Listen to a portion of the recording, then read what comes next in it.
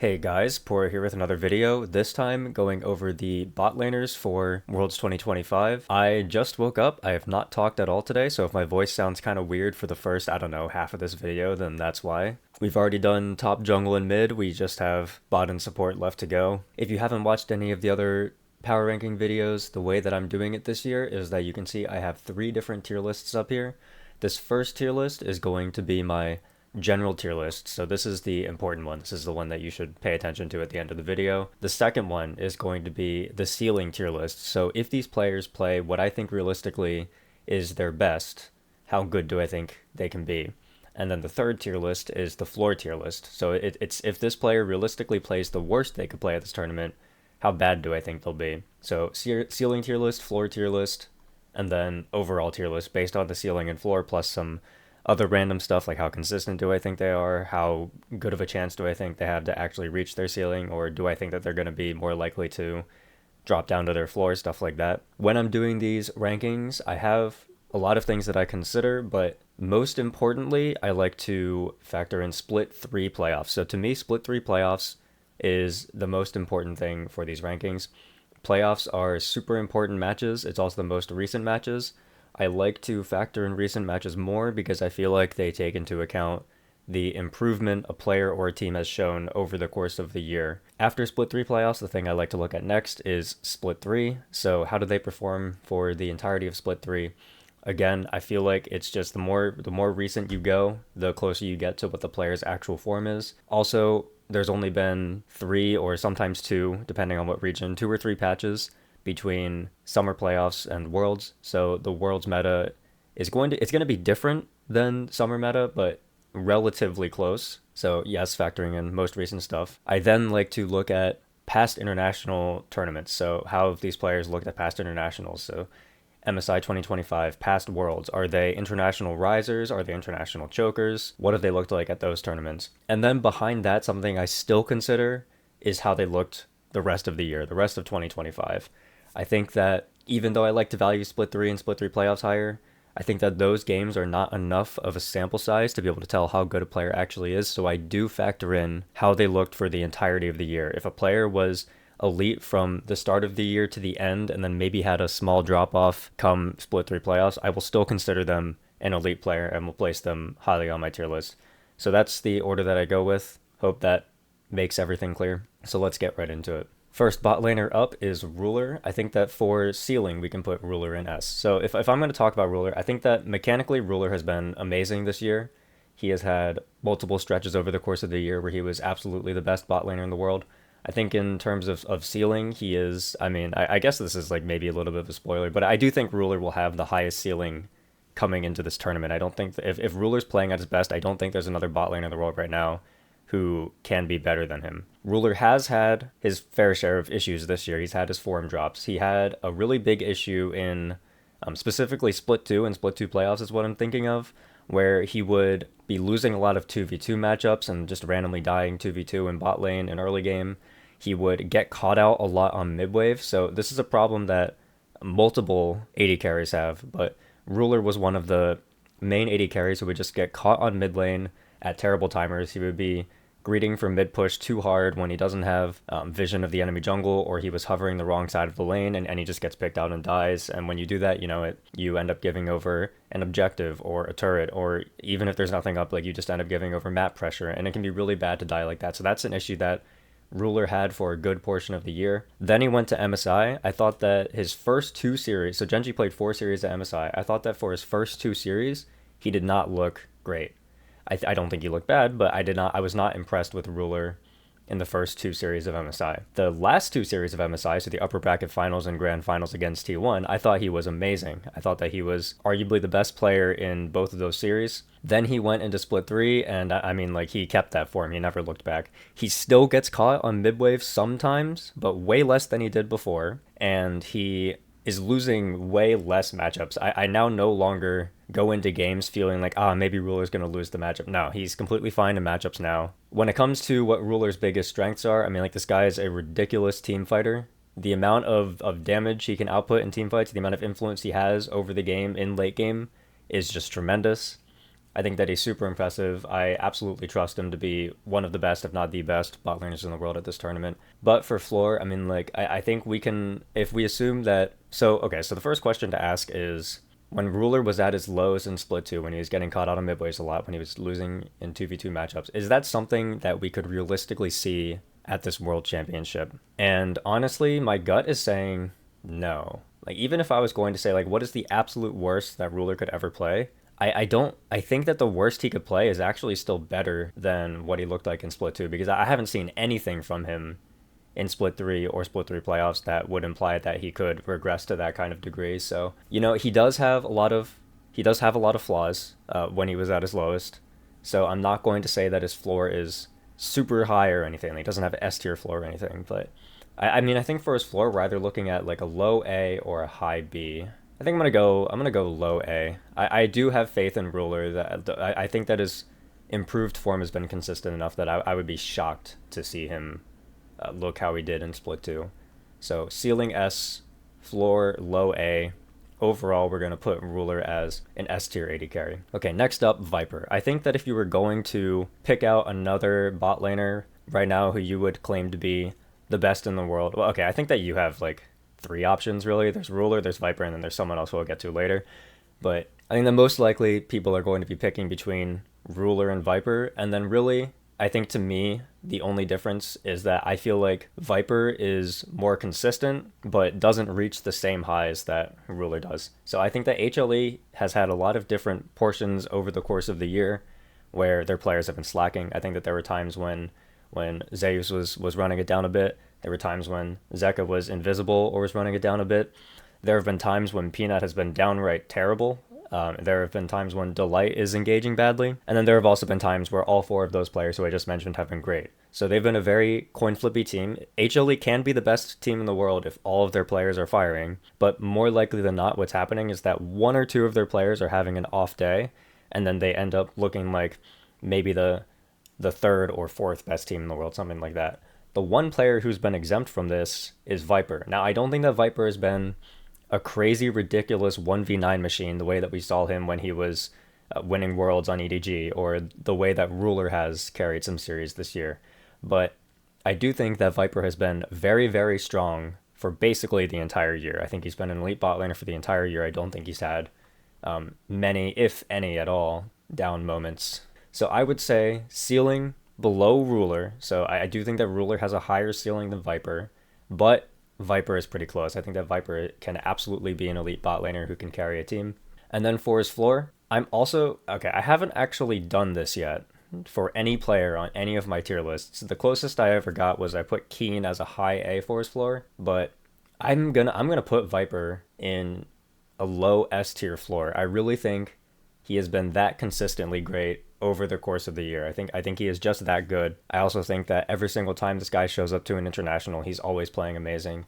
So that's what I'm saying, is his ceiling lower than Ruler's, floor higher than Ruler's, and then maybe this will probably end up being the highest floor that I put for the entire tournament. Overall, I would personally say I'm still going to take Ruler over Viper. So again, I think that you could have it either way. I would not really complain if you put these two in any order. Me, I'm going to put Ruler first.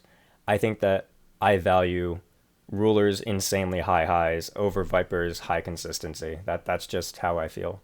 But yep, that's kind of how I'm looking for Viper. I do think that, something else that Viper has, if I wanted to continue to justify why I think that his floor is an S, is because Viper is one of the bot laners, one of the only bot laners on this list who can literally just play everything. Like you can put him on any champion and he's going to look special on it in some way. Like there's a lot of bot laners on this list who like can lock in anything, but it doesn't look special. It doesn't look elite. It just looks good. It looks passable. They can lock it in if they want. Viper is somebody who, to me, has had games on basically every single meta bot laner where he has looked special. So I think that there's no way that his form dips in such a way that he just loses out on enough champions that his pool becomes stale. Like I feel like he's always going to have enough champions to fall back on that he can perform elite on, that even if he shows up to this tournament and, I don't know, his Ashe looks like shit or something, like he's still going to have a lot of other champions that he can go to. Whereas I feel like for Ruler, it's like for example, Gen G have won games with Ziggs this year, but when Ruler locks in Ziggs, it's not like it inspires a lot of confidence in me. Like, I think that Ruler is a good Ziggs player. If he locks in Ziggs, I think it's fine. It's a champion that he can play. But his Ziggs isn't blowing my mind the way that some other players on this tier list Ziggs would. So yeah, that's what I would say for Viper. Okay. Doc Dom. All right, so Doc Dom is a very interesting player. For people who watched my KT video, they would know that I'm a little bit of a Doc Dom defender. I do think that this guy is better than people give him credit for. So first, let's go over what Doc Dom can't do. Doc Dom can't be given all of the resources and be trusted to carry the game. It's just not something that he can do. You can't put him on a champion like, I don't know, Kai'Sa, for example, and give him a bunch of resources and expect him to 1v9 the game. That's not the type of player that Doc Dom is. Doc Dom also can't stomp lane. So you cannot trust Doc Dom to lock in a champion and then just go up 1.5k gold in lane and absolutely gap the opponent. He cannot do that stuff. Doc Dom will also find stupid ways to die sometimes. I'm not going to deny that. He definitely has a little bit of int in him sometimes. So when you put all of that together, especially in a meta like this, it's very easy to watch Doc Dom play and be like, man, this guy is not an elite bot laner. He is clearly outclassed by everybody else. He's losing every lane. He can't carry, blah, blah, blah. I do think Doc Dom does have an elite skill set. I think he is an elite utility marksman player. I think that he operates on lower resources better than almost every single other bot laner on this list. So if you give him champions like Ziggs, Ashe, I even think he has like a pretty good Xayah. If you give him something like Ezreal and then just leave him to his own devices, I think he can perform well. He's had a lot of success this year on champions like Jhin as well.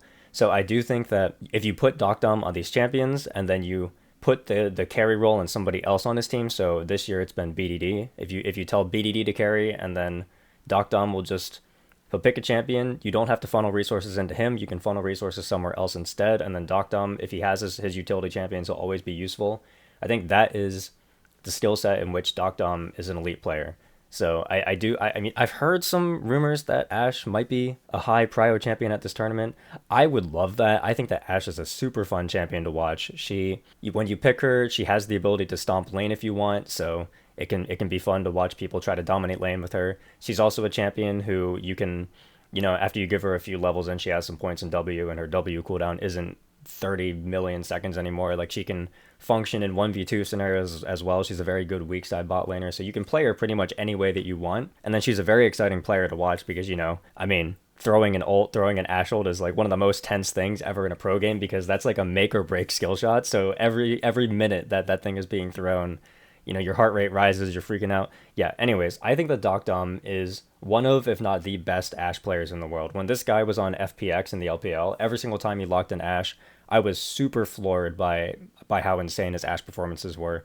So, and he's played it a couple of times this year too, and we've seen him look really good on it. I also think that Doc Dom has an elite Aphelios. So, there are some other backline champions that he's not great at, so I don't really trust his Jinx, I don't really trust his Sivir, but if you give him Aphelios, this guy's just randomly an elite Aphelios player. He can 1v9 a game on Aphelios, so I do think there's a lot of qualities that make him potentially an elite bot laner, and then there are other qualities that make him not so great. So I think a lot of it is meta dependent, a lot of it is how does his team want to use him. I think that when KT beat Gen G in that best of 5, something that they did in that series that was able to get them the win is that in all 5 games, they were able to get Doc Dom on a champion that he was comfortable with, and he was able to just do his thing. I think that is something that KT absolutely have to do if they want to win series against teams who are perceived as better than them. So overall, I would say ceiling, I'm going to put Doc Dom in A. I refuse to put Doc Dom in S tier ceiling just because he has so many of those qualities that he can't do.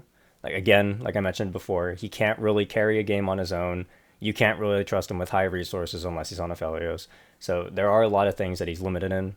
However, for his floor, I'm going to put him in B. I know that there's going to be some people who would want to put his floor lower, and there's going to be some people who want to put his ceiling lower. Like, I wouldn't be surprised if you saw somebody else's list and they had something like this, right? But for me, I do think that Doc Dom has elite skill sets. I'm going to put him as an A tier bot laner for this tournament. Next up, Gumayusi. This one's an interesting one for me because we have seen Gumayusi look really, really good for portions of the year. I thought that he looked amazing at MSI.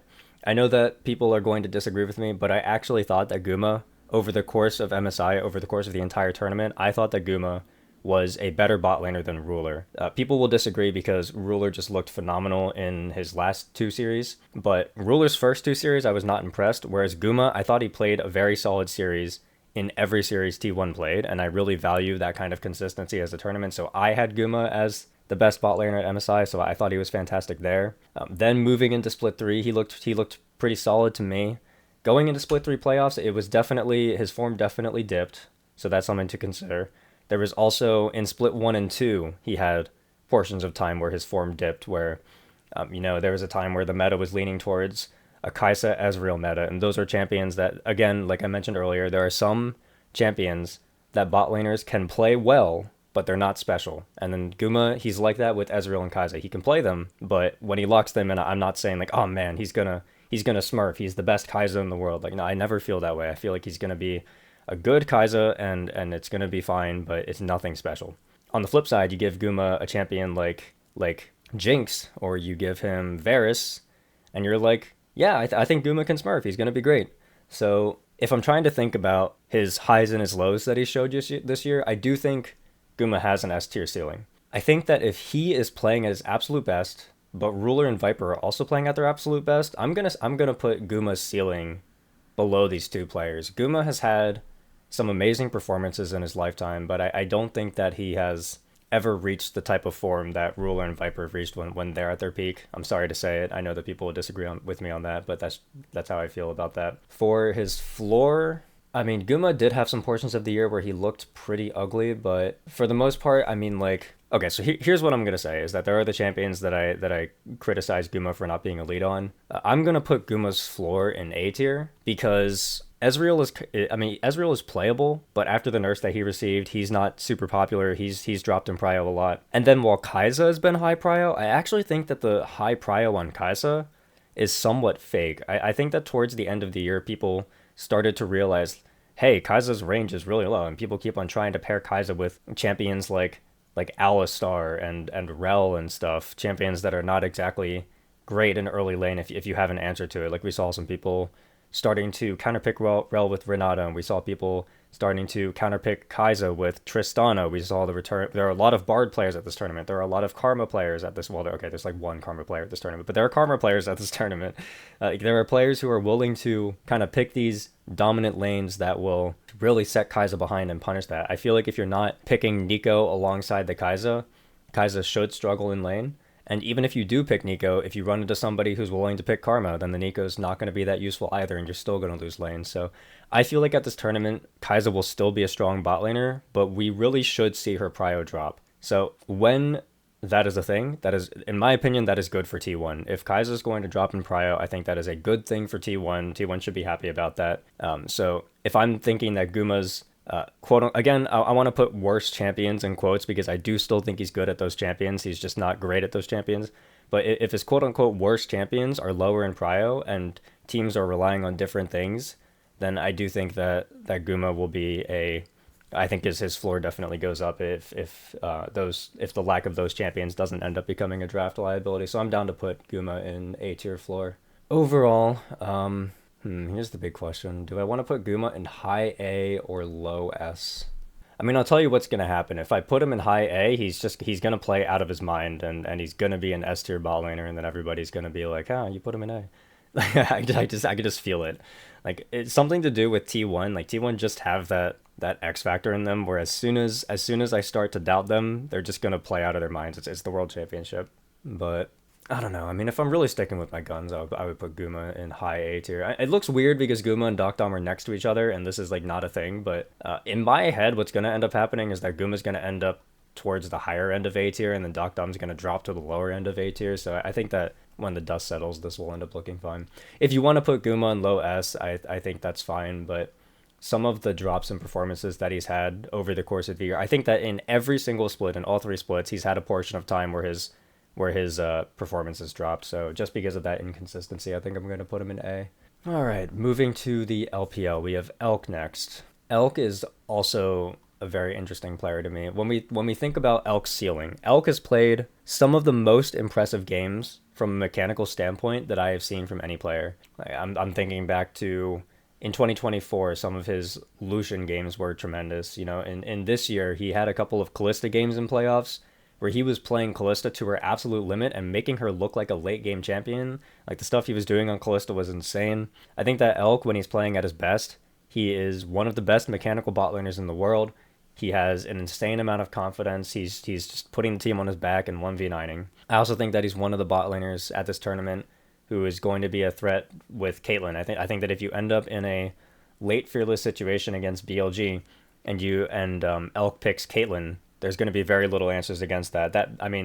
When BLG go, like for example, like a Caitlyn Elise comp in game 4, game 5, it's basically been auto win for them. There's nothing that teams have been able to do to figure out how to beat Elk in lane once some of the stronger marksmen and supports are out of the pool. So I think there's a lot of ways in which Elk can be a threat. That said, I also think that there's a lot of ways in which Elk can struggle. So I want to point out his Callista games. So I mentioned there was a Callista game where he was making Callista look like she was a late game champion, where she was a scaling threat. He was doing crazy stuff like flashing into 4 people, dodging every skill shot, killing 3 of them. Like, he was doing some insane stuff.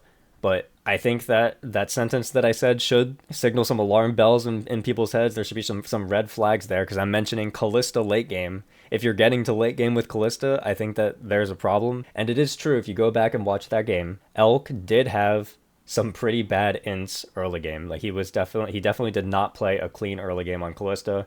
BLG found themselves behind at points. They had to come back into the game, and Elk was put into a position where he was forced to outplay people on Callista past the 30-minute mark, which is never something that you want to do.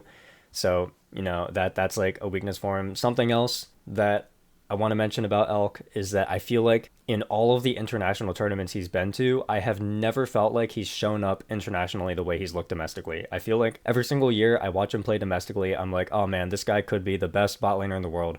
And then he goes to an international tournament and he looks good, and that's it. He never looks the same kind of insane that he does domestically. It just feels like he almost becomes more passive when he goes international. So I do think that's something I want to consider a little bit. Overall, I think Elk's ceiling is in S tier. I'll leave Elk's ceiling below Guma's. I do feel a little bit weird about it. I feel like maybe in past tournaments I would have moved Elk's ceiling closer to here, but I'm really feeling a little bit reluctant to say that he'll ever look fully like himself at an international, just because we haven't seen it yet. And then he's also been making some mistakes. He hasn't been the most stable bot laner this year. So I'm going to put his ceiling at the bottom of S. And then for his floor, do I want to put his floor at bottom of A or top of B? I feel like I've been putting people's floors too high almost. I don't know. I think I'm going to put Elk's floor at top of B. I think that there were definitely stretches of the year where I was not super impressed with how Elk was playing. I'll put his floor at top of B. Overall, I'm going to say that Elk is going to be an A tier bot lane at this tournament. I'm personally going to put him behind Guma.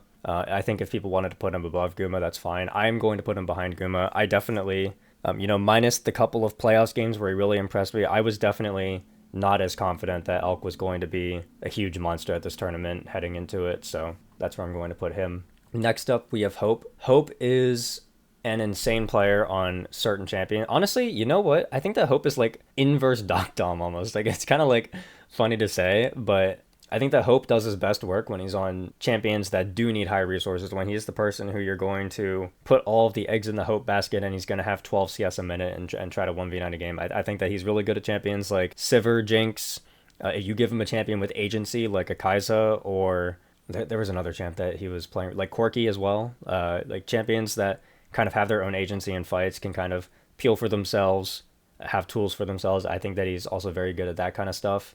We saw Hope at MSI. I think that it was basically exactly what I just said, where if he got his champions, he could look insane. Like, there were a couple of Kai'Sa games where he was popping off against super good teams, for example. But then by that same token, there were other games where he felt like a regular bot laner. He felt like he was getting outclassed by the best of the best. I definitely would say that Hope had a weaker tournament at MSI than I was hoping from him. I also think that AL as a whole has kind of been playing not as great. I think that Flandre and Tarzan have continued to play their best, but Shanks, Kyle, they've been regressing a bit.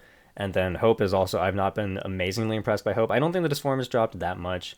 And I do think that a lot of the form drop could be attributed to Kyle doing some ugly things. But I would say overall, I do have less faith coming into this Worlds than I did coming into MSI. I would say that Hope's ceiling, I'm going to put it at a top of A tier. I don't think that Hope will have an S tier Worlds performance. I'm not seeing it. Even though I put him in S tier for MSI, I'm gonna step back a little bit and say that I think that Hope will play no better than top of A tier. For his floor, I'm gonna put his floor. Honestly, I'm even gonna put his. I mean, do I want to put his floor below Doc Dom? Maybe that's a little bit rude. I'm gonna put his floor above Doc Dom, but below Elk. I think there is a chance that Hope comes into this tournament and he looks like a good bot laner, and that's it. I would not be surprised if we end up seeing that. Overall, I'm gonna put Hope as an A tier bot laner. I'm gonna put him above Doc Dom. I think that I spent a good chunk of time arguing for Doc Dom because I wanted to justify putting him in A tier, but he's definitely on the very bottom of A tier for me. I'm gonna put Hope above Doc Dom.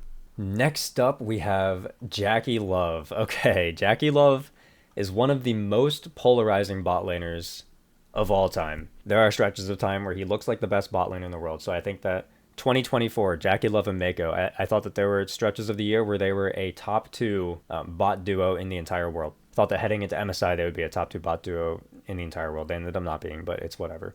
Jackie Love, he has stretches of time where he is super elite. He can be great at laning. He can do a lot of damage. He's super confident. Great mechanics. I would say that for me, Jackie Love, I guess before I put Jackie Love in a ceiling tier list, I do have to mention the big issue with Jackie Love is that out of this entire group of bot laners, Jackie Love is the most egregious inter by a large margin. Well, okay, actually, you know, it's not by that large of a margin because there's another bot laner on this list that I can think of who runs it down a lot, who I'll get to later. But I think that Jackie Love is definitely the biggest inter on this bot lane list. When I was mentioning that Ruler was having some instances this year where he was getting caught on mid-wave, man, Jackie Love has been the king of getting caught on mid-wave, the king of getting caught in team fights, getting caught on rotations, dying on timers he should never be dying on. There are so many games where top esports have a massive lead and you think they're never going to throw it, and then Jackie Love just commits some kind of crime against humanity, and then they throw the entire game. Even if Jackie Love is playing at his absolute best, I cannot imagine a world where he is not making some mistakes, where he is not losing his team some games. It's kind of similar to what I believe I said this about the Shy in the top tier list, where even if I picture the Shy playing at his best, I still think he's going to run it down a bit. Same thing for Jackie Love. So for that reason, even though I think that he has great mechanics and can carry games, I'm going to put his ceiling at top of A. I do not think he has an S tier ceiling. I think that he comes into the tournament playing his best. He's still going to run it down a bit. At his floor, he is choking his mind out. He has choked at basically every international tournament he's been at. He has looked terrible at a number of internationals. He's looked terrible in a number of domestic games. This might be controversial. I am putting Jackie Love's floor in C tier. I genuinely think that there's a chance that history repeats itself and Jackie Love just looks bad in basically every series against any other Eastern bot laner. Overall, it feels weird. I'm going to put Jackie Love in B tier. I know it seems out of place because you see Jackie Love, you think about the type of stuff he can do when he's on fire, and you would think, oh man, he's A tier, he's S tier. But I just think he has been way, way, way too inconsistent. I think that he is the biggest reason why his team throws as many games as they do. So I'm putting Jackie Love in B. I do think he is very talented, but I'm going to put him in B. Next up, we have Gala. Earlier, I was saying, I think that if you were going to make an argument for who the best bot lane in the world is right now, you go with Ruler or Viper. What do you value more, high ceiling or high consistency? I said that there was a third bot laner who you could put in this conversation, and I wouldn't kill you for it, and that would be Gala. I think if somebody wanted to tell me that Gala was the best bot laner in the world this year and had like a list of arguments and examples and stuff, I would accept their argument. I would not agree with you, but I would accept your argument. I think that Gala has been a fantastic bot laner pretty much from start to end. Most of the games that IG wins against strong opponents, it's because Gala is carrying the team. I mean, like, so his team, they do have some pretty good moments. I mean, like, the Shy has some moments where he's just outputting an insane amount of damage and he's carrying. Wei has some moments where he's finding some kind of game-winning flank. Mako has some moments where like the team's macro can look really good, and I always say that's a Mako thing because every team Mako has ever been on, their macros looked good. But for the most part, Gala has definitely been the best player on IG. I think for a solid portion of the year, he has been a top 3 or better bot laner in the world. Even though he missed MSI, so a lot of people didn't get to see it, I think that Gala has had a fantastic year. The only thing I would say for Gala is that he's definitely been a bit hit or miss. The reason why I don't want to put him in that same super high echelon of bot laners as Ruler and Viper is because there are some stretches of time where Gala is just playing like straight up bad. Like, there are just some games that he has that don't look very good. I would say that Gala's ceiling, we're looking at S tier. I think that Gala could come in. I think that like, okay, so IG versus T1 is the first series that's happening. It's happening in 2 days. I think if both Gala and Guma go into that series playing at their absolute best, I do think that Gala will be the better bot laner, and then IG will just lose anyway. Floor, I want to put Gala's floor in like A tier. I think that Gala has had some stinky performances here and there, but overall, I would say, in my opinion, he's been the best bot laner coming out of the LPL. He's been the most consistent bot laner coming out of the LPL as well. Overall, I'm going to put Gala in S tier, but definitely behind Viper and Ruler for me.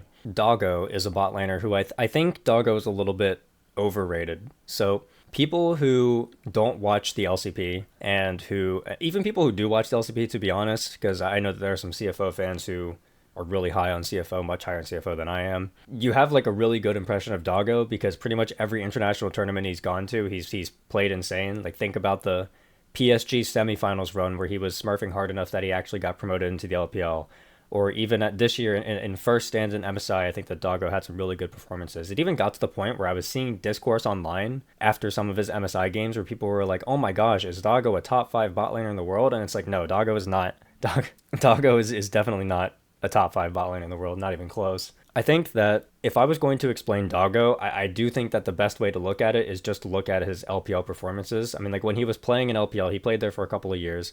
When he was playing in LPL, he was never better than a mid-tier bot laner in the LPL. And I think that is pretty reflective of what his skill level is. When he's playing at his best, he can play at the level of an LPL bot laner, but most of the time he will not be playing at that level. He will just be playing like a good solid bot laner. He's definitely the best bot laner coming out of the LCP. I even think that there's a good chance that he might be the best bot laner or the best performing bot laner, not from the LPL or LCK. But I don't think that Doggo is as insane as people would imagine that he would be.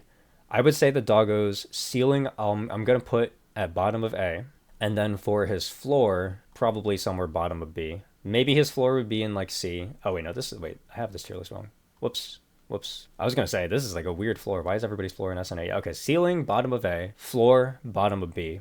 Overall, I'm going to put Doggo in B tier. I think Doggo will be, I'm going to put Doggo below Jackie Love. I think that Doggo is a very good bot laner, but I don't think that he's the elite bot laner that a lot of people think he is. Okay, next up we have Eddie. So you know how I mentioned that there was a bot laner on this tier list who I think might run it down as much as Jackie Love? Yeah, so I was talking about Eddie. Eddie is, oh my gosh, dude. So Secret Whales are my favorite team heading into this tournament, but I think that maybe they're just my favorite team because I must fucking hate myself, because like if you think about my favorite teams in the past, like I was a really big fan of the OMG roster that had Shanji, Cream, and Abel on it. And they would have these games where they would just have absolute tragedies where everything seemed like it was going right until it wasn't, and then somebody on the team would just run it down and then they would lose the game, and it was so painful. Secret Whales, they're literally the same team. There have been so many games this year where it feels like they have it in the bag, and then Eddie just finds a way to ruin everything and break my heart. I think that Eddie is a very talented bot laner. I think he's a very skilled bot laner. When he and Taki were playing at their best, they were the best bot duo in the league. They were better than Doggo Kaiwing. They were better than Betty Woody. Like, they were the bot duo in LCP. But I would say that over the course of the year, it was definitely not that. Eddie was definitely running it down a bit. I would say, for me, I'm expecting his ceiling to be around top of B tier. I think that no matter how you look at it, he's going to get caught out on some timers. He is not going to be able to lane with the best of the best, but I do think if he's playing at his best, he can be a solid bot laner. He can be a good bot laner at this tournament. For his floor, I'm going to put him below Jackie Love at bottom of C. I think that Eddie ints almost as much as Jackie Love, and then his overall skill level, his mechanics, how hard he can carry a game are just worse than Jackie Love, so I am going to put Eddie's floor in C tier below Jackie Love. Overall, I'm going to put Eddie in B tier, but he's barely scraping in. Like, for me, I think that Doggo is solidly a B tier bot laner for sure. Eddie, I think, is scraping into B tier. He's like clawing into B tier. That's how I feel about Eddie.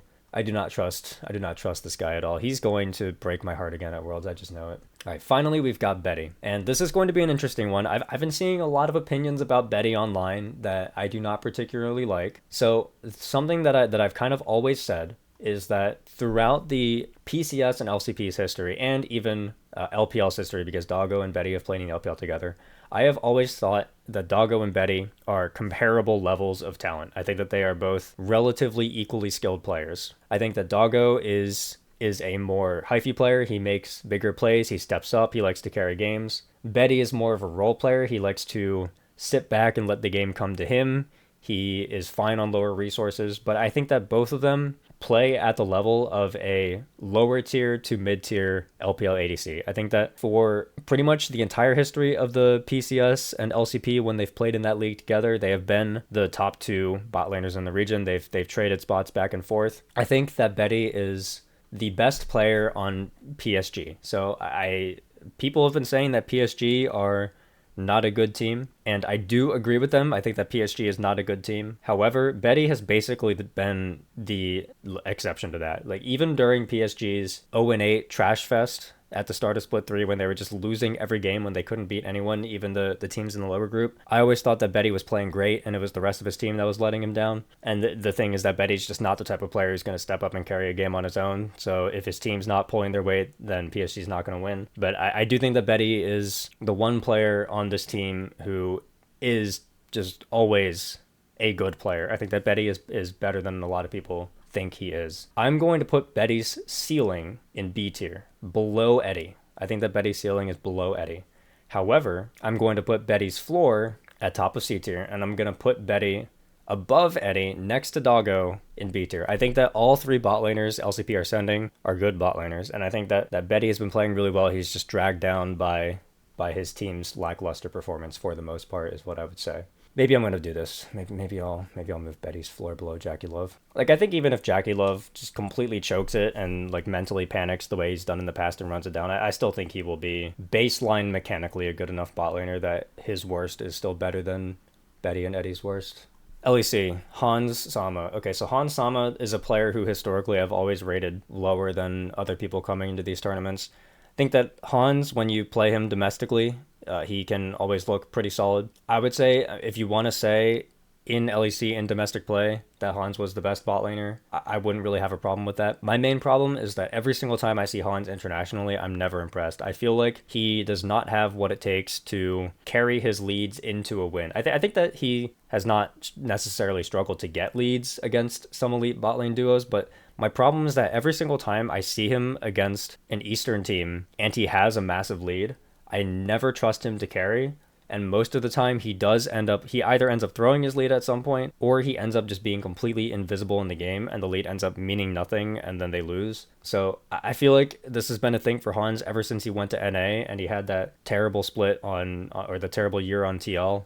Ever since he came back from there, I just feel like the fire that he had when he was on Rogue is just kind of gone. Like, there were a couple of games, for example, in the past. I know that now we're talking about past years, and I try not to consider past years that much, but, like, there were a couple of games internationally in the past where, like, he would pick Draven, he would get a bunch of cash-ins, he would be up 3-4k individual gold, and I still just didn't trust him to carry, and then G2 would end up losing the game, and I'm like, man, you just cannot trust Hans with gold leads at all. And I still feel like that.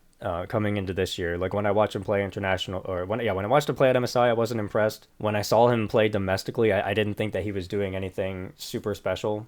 I'm gonna put Hans' ceiling in B tier. I'm gonna say that Hans at his best at this tournament will be B tier, and I'm gonna say Hans at his worst at this tournament will be C tier. I'll say that Hans at his worst is better than Betty at his worst. We'll go with that. Overall, I think I'm gonna put Hans into low B tier. I think it is fair to say that Hans is a pretty consistent player for the most part. He is a pretty solid 2v2 laner for the most part, and I think that he definitely looked very solid in LEC. So I'm going to place Hans in B tier on my overall tier list. Next up, we've got Supa. Okay, so Supa, he's a much different player this year than he was last year. Last year, he was more aggressive, more inconsistent, a player I did not trust, a player who I was not impressed by. This year, I think he has become... Did I say more confident last year? That's not what I meant. I just meant... If I said confident by accident, I meant more... I just meant more aggressive. This year, I think he's been more confident in the sense that I feel like he is more confident now in knowing how to carry a game. I feel like if he gets leads nowadays, he's not the type of player to throw them. He positions way smarter. He is a player who I can trust to get his leads across the finish line, unlike Hans. So I think if you wanted to say that Hans was the better bot laner than Supa in LEC, I'd be fine with that. However, I feel like I see a world where the best version of Supa plays better than the best version of Hans. The question is if I think Supa has an A tier ceiling or not, and I don't know about that. I don't think so. I'm going to say that Supa's ceiling is top of B tier. And then for Supa's floor, I mean, I think that I would really be surprised if anybody on Koi plays as badly as they did at last Worlds. I'm not seeing it. And even though MKoi got eliminated super fast at MSI, it's not like their draw was the easiest draw ever. They had to play BLG. Game 4, Game 4, they could have won it. It looked like they were going to win it. And then there was just one overstep from Merwin, and they just lost on the spot. So I feel like in most universes, that series went to 5 games. And then they had to drop down and play against CFO, and I think that CFO looked really good at that tournament. So, I think that MKoi dropping out in 7th, 8th place looked completely different than G2 dropping in 7th, 8th place. I thought that MKoi was a much better team than G2 in MSI. So, I mean, I could really see Supa's floor being a low B tier. Like, it's either here or here. I think I do really think that Supa has been a consistently good player over the course of the year. I'm down to put his ceiling and his floor in B tier. I think that we kind of know what we're going to get with him. Overall, I am going to slot him slightly above Hans. LEC viewers might not like this one. I'm going to slot him slightly above Hans. And again, I do just want to reiterate, I'm pretty confident that if PSG go up against MKoi and G2, that PSG are going to lose, and that Supa and Hans are going to have like better stats and better score lines than Betty or whatever, but I'm telling you it's because of team gap. Like, Betty is actually a pretty good player.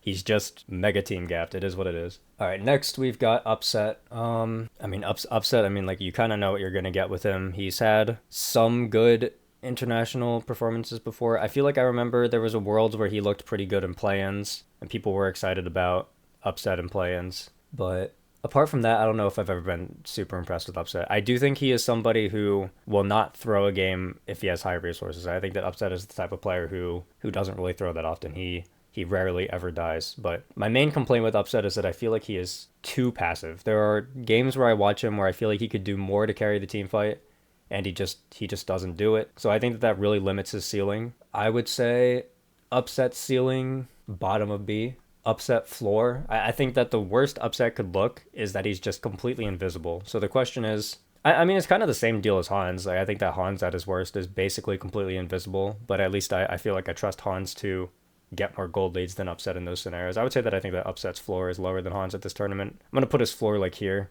I'll take being completely invisible over running it down and losing games. I think I'll go with that. Overall, I'm going to put Upset...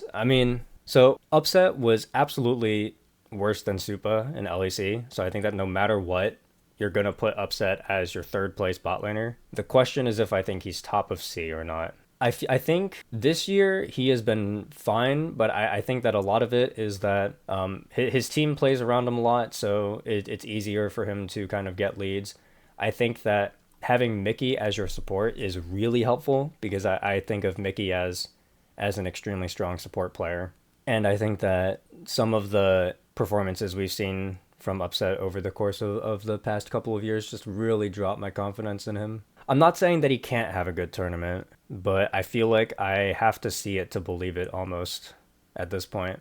I feel weird having Upset in C, but I'm gonna stick with it. I'm gonna put Upset in C. I think he's capable of a B tier performance, but I'm gonna put him in C. All right, next we've got LTA. So Masu is a player who I think is super promising. He has improved a lot from this year than he has last year. He has really good mechanics in my opinion.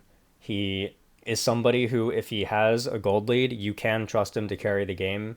He is a very confident and stable player in mid and late game when he has a lead, when his team has a lead. I think that when Masu is playing at his worst, he makes some really stupid mistakes, like some incredibly questionable decisions come out from this player. Like we saw, there was the MSI Bush incident.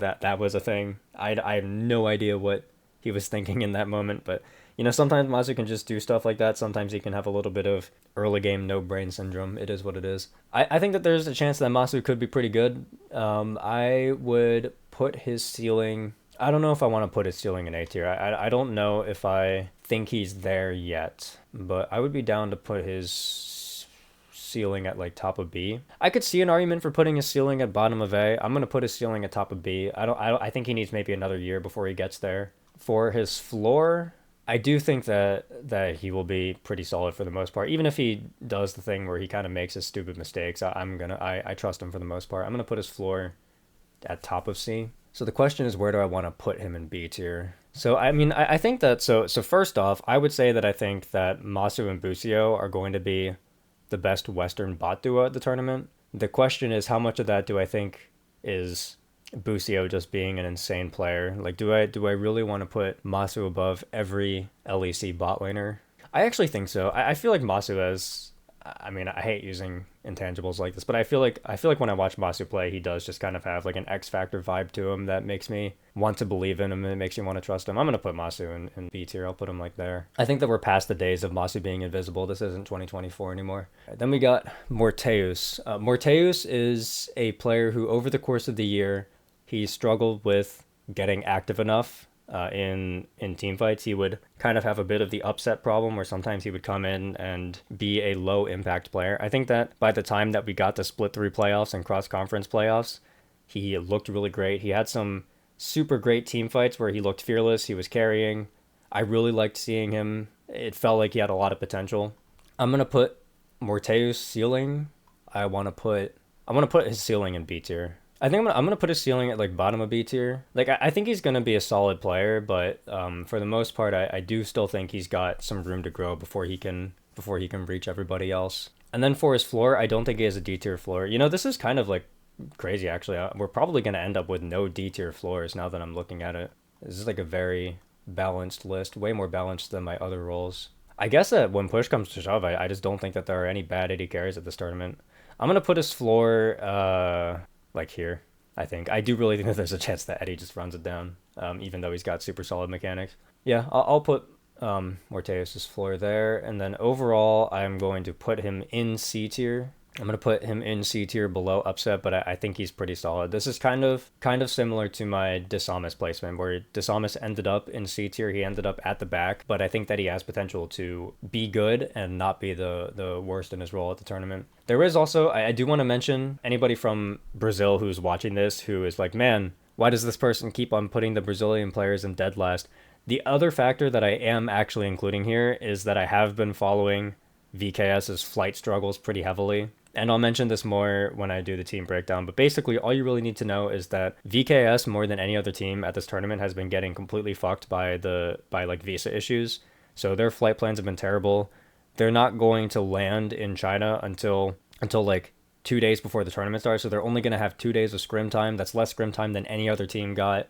So I really feel like this team is going to struggle way more just because they got screwed over by things that were not in their control. So it's unfortunate, but I do have lower expectations of VKS just because of that. I think that they'll struggle just because of all of the flight issues and lack of practice issues they're gonna have. Finally, we've got FBI. Okay, I know that Morteus was the better bot laner in the series against 100 Thieves, but I do think that FBI has a lot of redeeming qualities, and I'm gonna end up putting FBI above Morteus for sure.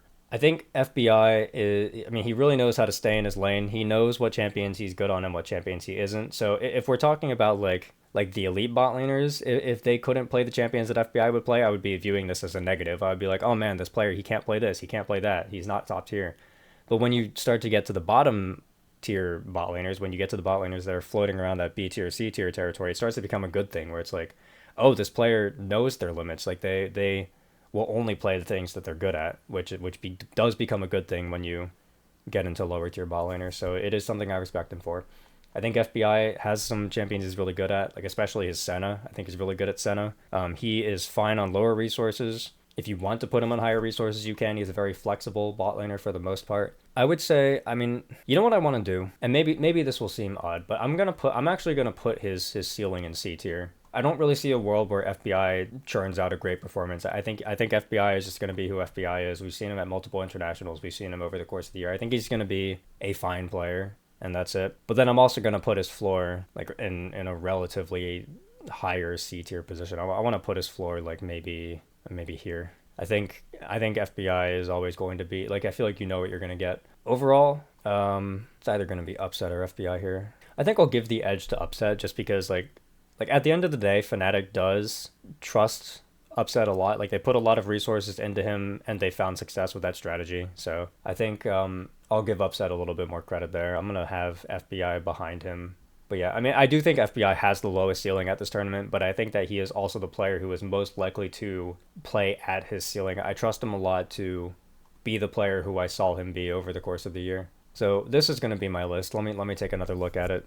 Ruler, Viper Gala, Guma Elk, Hope Docdom, Jackie Love below all the other Eastern bot laners, yes. Doggo behind him. Then we start to get into some of the Western players. We have Masu. Then after that is Betty. I think Betty is underrated. Supa, Hans, Eddie, who I think is talented, but we'll run it down a bit. And below that, Upset, FBI, Morteus. Ceiling list. I mean, it feels a little bit weird to have no Western bot laners at an A tier ceiling, right? Let me think if I actually agree with this. So Western bot laners who I think have an A tier ceiling. I think if Jan was at this tournament, I would put Jan in A tier for ceiling. I think he's definitely the best bot laner that the West has right now, and he's not at this tournament, so that might be why that looks a little bit weird. I do think that it would be fair to say that I don't actually trust any of the Western bot laners to definitely step up and carry against the Eastern teams. Like I think if there are going to be Western teams that upset Eastern teams, it's going to come from other roles. It'll be players like Busio and Mickey, or Inspired, or Caps, or Broken Blade, or Whippo, these types of players. I would be pretty surprised if it ends up being any bot laners who are the deciding factor in defeating a BLG or an AL or something. So I think I'm okay with all of the Western bot laners in B tier ceiling. And then let me just take a look at this floor list. Viper and S tier floor is still kind of insane, but I'm going to stick with it. Maybe I'm just too much of a Viper Glazer. I'm probably too much of a Viper Glazer. Yeah, I think I'm okay with this. That's my tier list. All right, that's all I got for you for this one then. Patreon shoutouts. I have a Patreon. You can go check that out. There's going to be a link in the description. So go join that if you want to support me more while I'm making these videos. There's a lot of extra bonus content on there. So I have all of my scripts. So as soon as I finish a script, I'll put that up there. So that's a little bit of a sneak peek for some of my videos if you want to see that. Anytime I draw a Poro, I record my drawing session and post that to Patreon as well. If you join the $10 tier, I'll draw you a custom Poro and I'll put it on this shoutout card. You can see the Poros that I have up there right now. There's also I did a rewatch of Worlds 2022 DRX versus T1, a 5-hour unedited rewatch. That is up there as well. That's going to turn into a video at some point. But until that happens, that will be up there for you all to enjoy as well. So if any of that interests you, go check out the Patreon. That's all I have for you for this one. I'll see you all for the next video. Bye.